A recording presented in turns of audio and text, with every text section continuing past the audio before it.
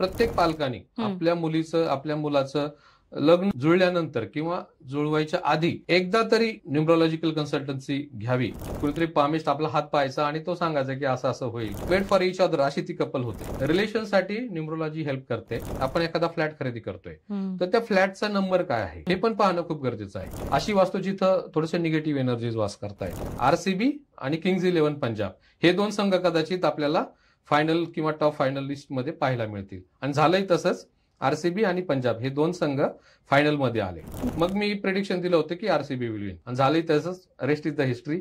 RCB is the winner. Basement मध्ये शक्यतो offices नसावे. व्हेंटिलेशन आणि इल्युमिनेशन हे आपल्या घरामध्ये खूप चांगलं असणं गरजेचं आहे. आपलं नेम स्पेलिंग जर करेक्ट करून घेतलं तर मग यश मिळण्यास आपल्याला मदत होते. वॉटरफॉल तो आपण या ईशान्य दिशेला किंवा उत्तर दिशेला आपण ठेवायला हवा.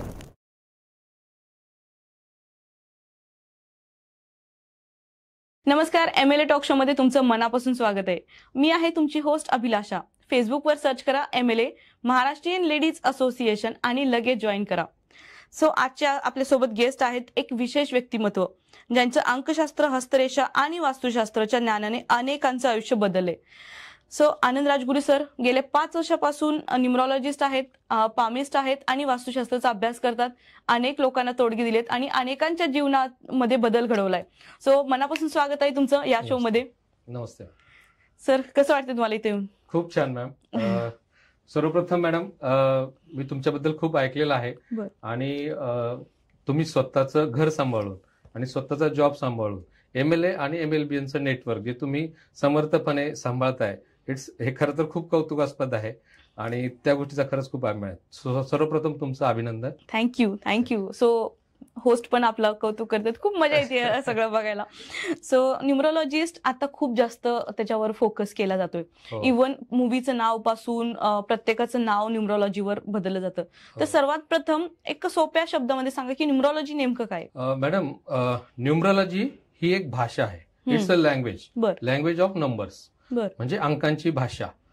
तर आपण जर पाहिलं तर प्रत्येक अंक आपल्याला काही ना काही सांगत असतो आणि तो काय सांगतो हे फक्त आपण समजून घेतलं. सो ही खूप छान भाषा आहे. न्यूमरोलॉजी आपल्याला एक स्वतःला ओळख करून देतं. न्यूमरोलॉजी आपल्याला एक रोडमॅप प्रोव्हाइड करतं. जर आपण फॉलो केला तर आपण आपल्या आयुष्यात अल्टिमेट हॅपीनेस आणि अल्टिमेट सक्सेस नक्कीच प्राप्त करू शकतो. सुपर. सर, न्यूमरोलॉजी खूप लोक करतायत आणि खूप लोक यशस्वी होताना दिसत आहेत. तर खरंच न्यूमरोलॉजीने यशस्वी होता येतं का?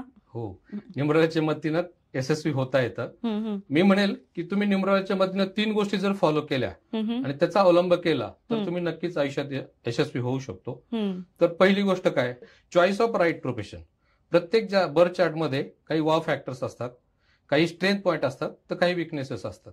जे वाव फॅक्टर आहे आणि जे स्ट्रेंथ पॉईंट आहे, म्हणजे मराठीत आपण म्हणतो की वारं ज्या दिशेनं आहे त्या दिशेनं जर आपण धावलो तर आपण लवकर पोहोचतो. मग आपले जे स्ट्रॉंग पॉईंट आहेत, आपले जे स्ट्रेंथ आहेत, आपले जे वाव फॅक्टर्स आहेत, त्याचा अवलंब जर आपण करिअरच्या सिलेक्शनसाठी केला तर नक्कीच आपण त्यात यशस्वी होऊ आणि आपण पॅशनेट होऊन काम करतो. मग आणि पॅशनेट होऊन काम केलं की यश आपोआप मिळतं. आणि दुसरा फॅक्टर म्हणजे right decision at right time. न्यूमरोलॉजीच्या मदतीनं आपण कोणता काळ माझ्यासाठी सक्सेसफुल आहे किंवा यश देणार आहे आणि कोणता काळ माझ्यासाठी थोडासा स्ट्रगलिंग असणार आहे किंवा ऑब्स्टेकल्स मला येणार आहेत ते आपण माहीत करू शकतो. आणि त्यानुसार मग आपण आपल्या ऍक्शन्स प्लॅन केल्या तर आपल्याला मग यश चांगल्या प्रकारे मिळू शकतं. आणि तिसरी गोष्ट, तुमचं नेम स्पेलिंग हे चांगल्या क्रमांकावर येणं खूप गरजेचं आहे.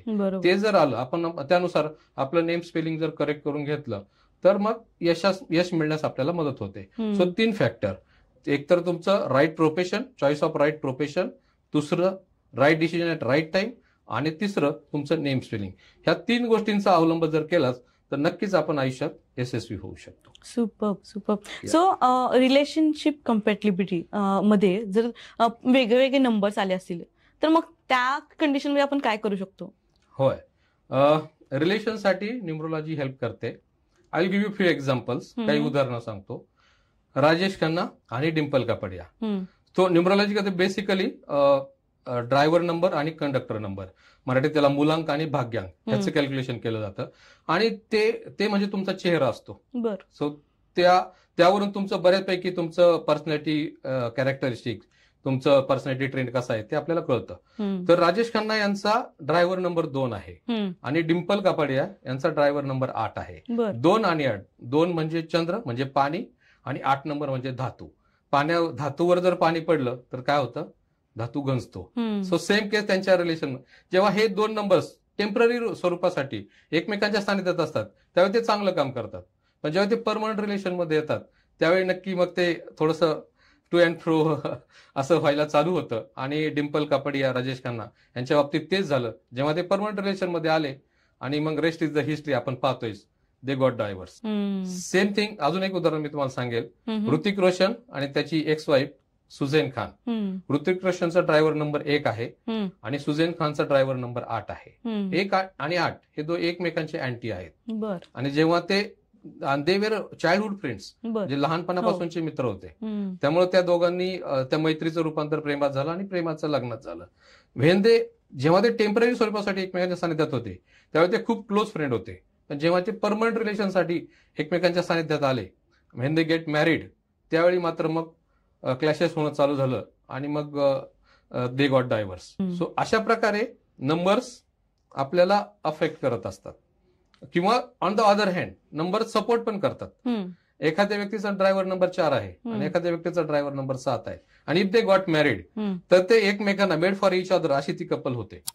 सो मग तसं 5 नंबर सुद्धा, 5 नंबरचेही फारसे शत्रू नसतात. तो खूप मनमिळावू अशी व्यक्ती असते. 7 नंबर, त्याचा ड्रायव्हर नंबर 7 आहे. ती व्यक्ती सुद्धा त्यांचे शत्रू खूप कमी असतात, त्यांचे मित्र खूप जास्त असतात. तर 5 नंबर, 7 नंबर अशा व्यक्तींशी सानिध्यात जर किंवा त्या व्यक्तींशी आपण इफ वी गेट मॅरिड तर नक्कीच लाईफ आपलं छान आणि विदाऊट एनी हेजिटेशन किंवा क्वारल्स जाऊ शकतात. सो अशा प्रकारे नंबर्स आपल्याला रिलेशनशिपमध्येही मदत करत असतात. ओके. सो मुलांक ड्रायव्हर म्हणजे मुलांक, राईट? हो, मुलांक. अच्छा. आणि भाग्यांक म्हणजे कंडक्टर. ओके. मुलांक भाग्यांकच म्हणूया. हा, कारण मी ड्रायव्हर म्हणलं की ड्रायव्हर. येस. सो तुम्ही आता रिलेशनशिप बद्दल बोललात. आता मला आरोग्याबद्दल पण सांगा की आरोग्याचा पण काही परिणाम होतो का अंकशास्त्रामुळे? हो, अंक आपल्या आरोग्यावरही परिणाम करत असतात. जसे मुलांक आणि भाग्यांक त्याच्या काही कॉम्बिनेशन्स आहेत. टोटल 81 कॉम्बिनेशन आहे मुलांक भाग्यांकाच्या.